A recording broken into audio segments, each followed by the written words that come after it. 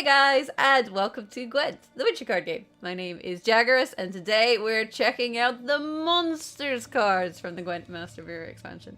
And I don't know why I said that in a dumb voice, but hey ho, there we go. So, Master Mirror does drop tomorrow, and if you want to see all of these reveals for yourself, there will be a link in the description below. Let's get to it.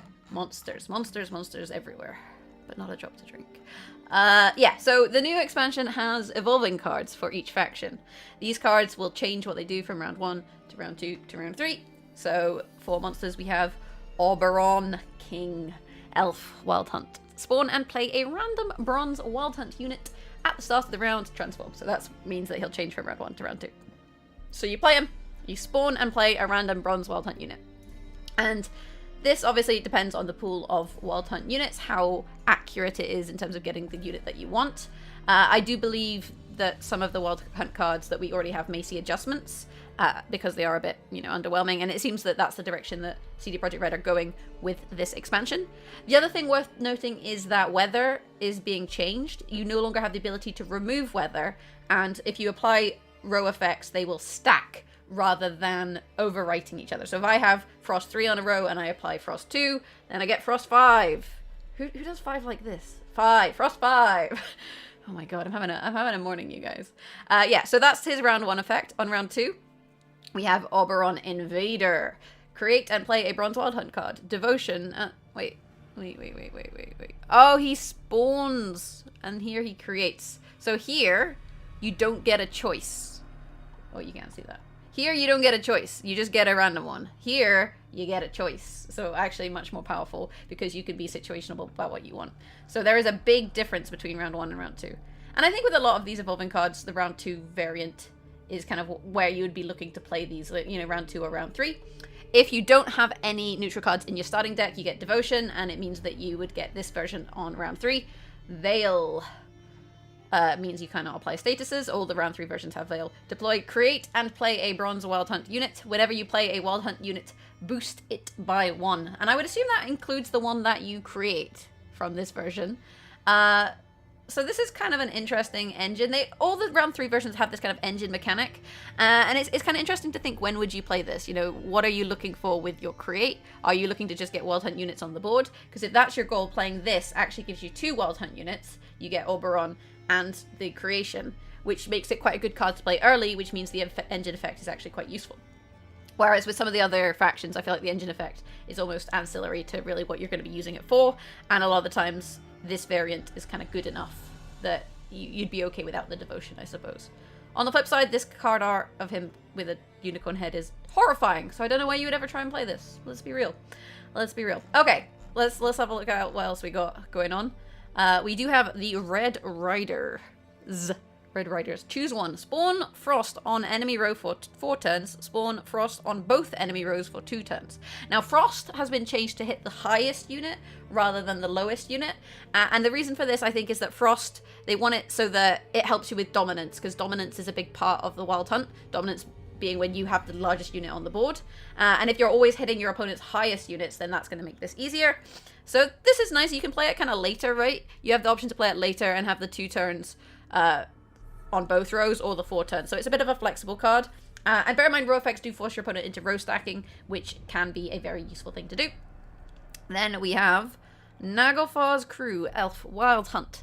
Deploy, spawn Frost for 2 turns on an enemy row. At the end of your turn, if there is Frost on the opposite row, boost self by 1. So he needs Frost opposite him, right? That's worth being aware of. And you get to pick the row with this. This is also something you can create with Oberon. And it's a little kind of Frost engine, right? The issue that he does have is that he starts off at 1 strength. So this engine is quite easy to remove. But he does boost at the end of your turn. So I guess if you played this with Oberon in round 3, with the transformed version, you would spawn and create this, play it. It would boost by 1 because of Oberon, and it would boost by 1 from the Frost, so it would go right up to a 3. So much stickier than when it's just sitting at 1 strength. Next up, we have...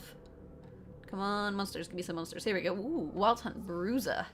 Move an enemy unit to the other row. If the target moves to a row affected by Frost, damage it by 2. So you're moving units into Frost and damaging them. This is just kind of a useful mechanic for these kind of strategies. So, you know, you're moving it into the frost, you're damaging it, and you're gaining the effect of frost on that, as well as row stacking. So it kind of makes sense. Then we have the Naglfar's Taskmaster. Purify an enemy unit. Dominance, purify a unit instead. So monsters finally getting their own purification card is something that was missing. A lot of times you're running Pellar, and this seems a bit more flexible than Pellar. The only thing to be wary of is that you require dominance to purify your own units. So you would need to have the biggest unit in order for this to purify yourself. Otherwise you can only purify enemies, but that's still useful for things like defenders. Moving on swiftly and silently.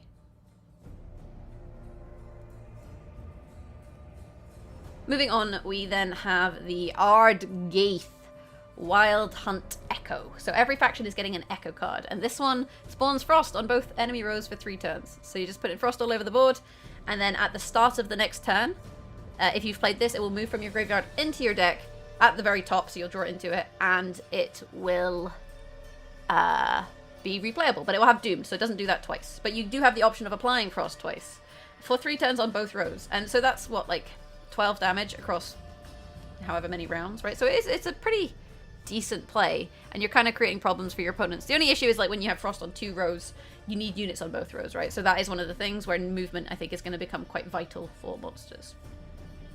So next up, we're getting into gold territory now. We have the Winter Queen. I don't know why I said that like this.